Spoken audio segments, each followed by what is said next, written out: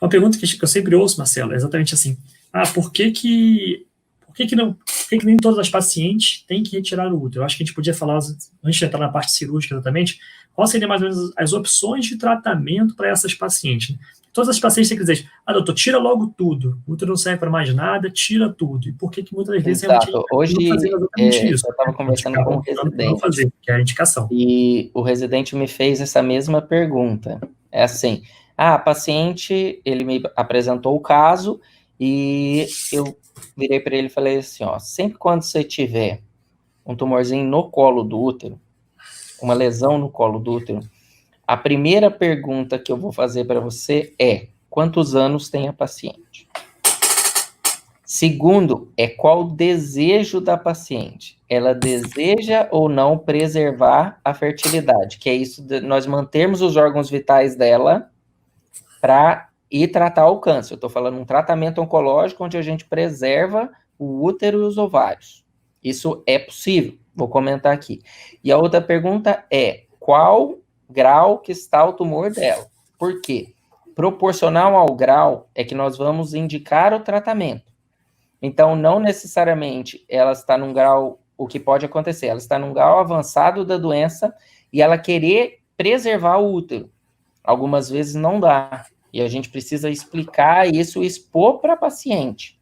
E a decisão, é claro, uma decisão conjunta entre um grupo de médicos e a paciente, e nós apresentamos os riscos e os benefícios de cada tratamento.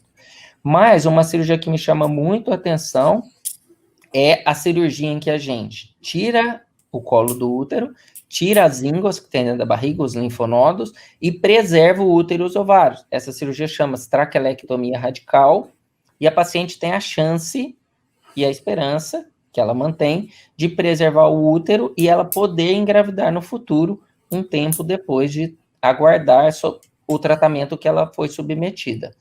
Essas pacientes são as beneficiadas, são as mais se beneficiam, são aquelas pacientes mais jovens e aquelas pacientes que têm lesões pequenas. Então, por causa disso, que é importante a prevenção para nós fazermos o diagnóstico, para encontrar a doença o mais precoce possível. Então, sim, é possível, mas precisa individualizar e examinar cada paciente. Então, é muito frequente a gente receber no corredor um exame em que tem uma manchinha no colo do útero.